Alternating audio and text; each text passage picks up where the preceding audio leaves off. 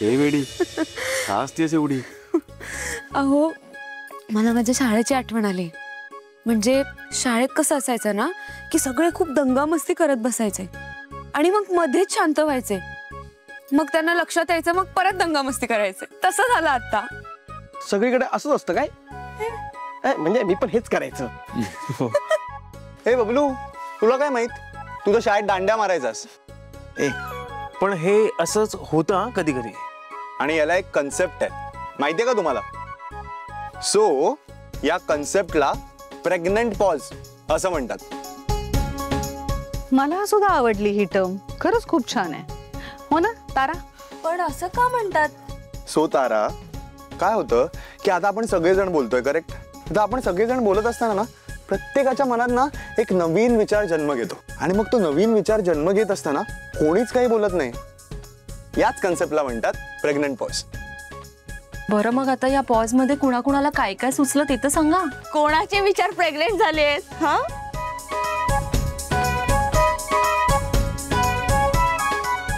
Soham, welcome home.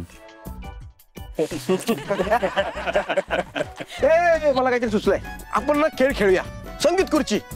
बाबा संगीत खुर्ची वगैरे नको. हा नाही, म्हणजे या वयात झेपायचं नाही आम्हाला. काहीतरी साधं सरळ सोपं सांग. हा पण खेळूयात आपण, पण असे काहीतरी खेळ खेळूयात ज्यात सगळ्यांनाच मजा करता येईल, सगळ्यांना खेळता येईल.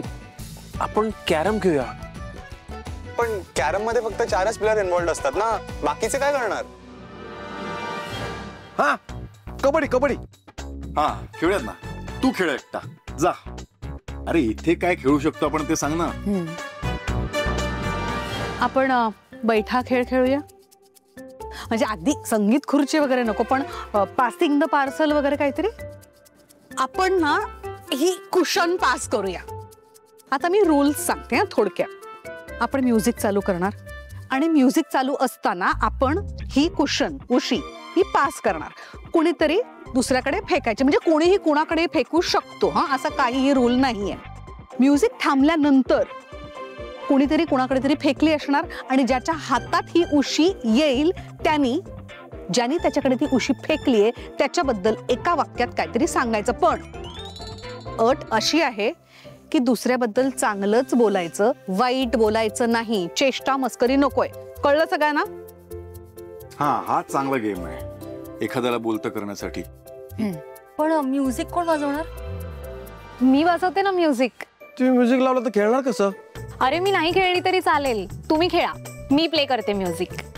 हो पण आमच्याकडे पाठ करायची. हा हो, मी जस्ट ब्लूटूथ कनेक्ट केलंय.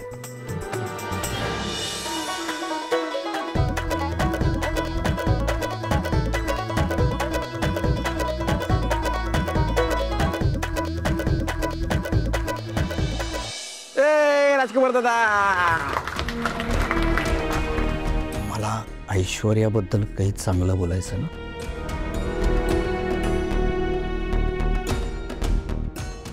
नाही मला काही सुचत नाहीये. तुम्ही म्युझिक ऑन करा प्लीज.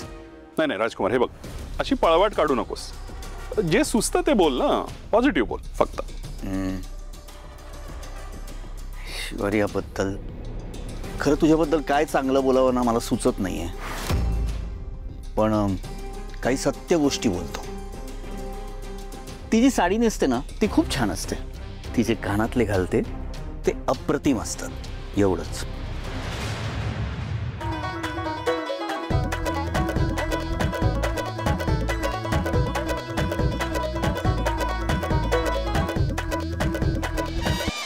सावली.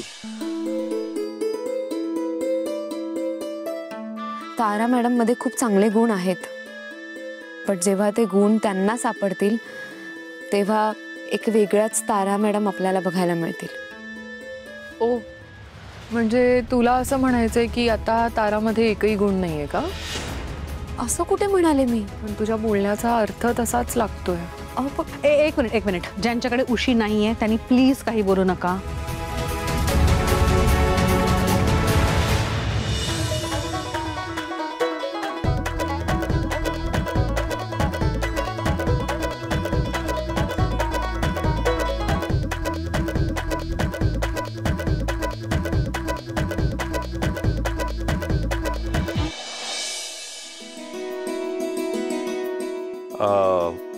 सावलीबद्दल बोलण्यासारखं खूप आहे, पण एवढंच सांगतो की सावली लौकिक अर्थानं माझी सून असली तरी ती मला मुलीसारखी आहे. वा, चला चालू करा चालू करा.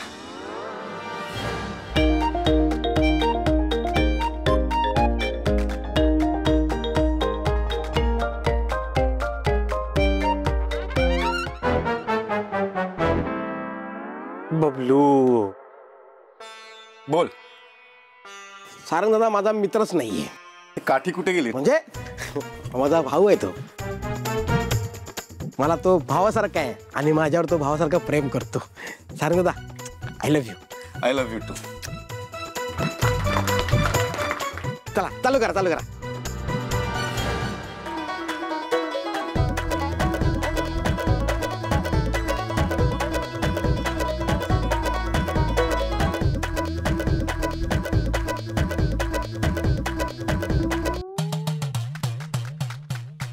नील, चला चला चला बोला. खरं तर मी बाबांना माझे बाबा नाही म्हणत. काय? म्हणजे हा म्हणजे माझ्या मित्रासारखे आहेत ते. लहानपणापासून ते बाबांसारखे कधीच नाही वागले.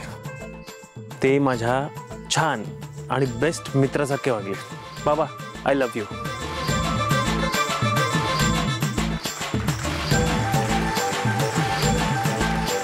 चला चालू करा.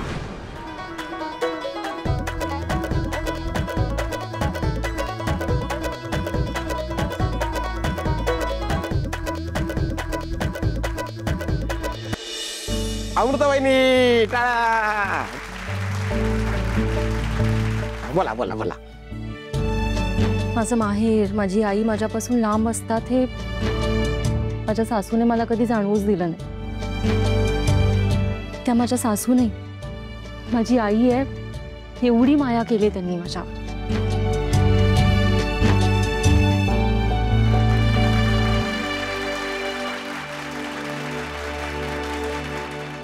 चला खेळा.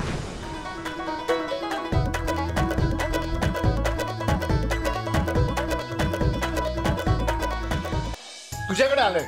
नाही नाही नाही नाही, ऐका. तुझ्याकडे झालं. तुझ्याकडे आलं. नाही, मी हातात कुठे घेतली, माझ्या हातात आलीच नाही ना. आणि तू ढकललंस. अरे नाही नाही, एक सेकंड. मी काय म्हणते, ऐका. रूल प्रमाणे ज्याच्या हातात उशी असेल ना तो बोलणार, पण माझ्या हातात आलीच नाही ना. म्युझिक स्टॉप झालं का मी? अरे नाही, ढकले. अरे हा, तिलोत्तमा, आता अशी पळवाट काढू नकोस. Be a sport. I am a sport. फक्त माझ्या हातात नव्हती. ऐका ना. सारंग प्लीज ऐकायचं माझं. आपण ना एक वेगळा खेळ खेळूया. म्हणजे हा खेळ ना खास माझ्या 4 सुनांसाठी आहे. त्यांच्यासाठी एक सरप्राईज ठेवलंय मी.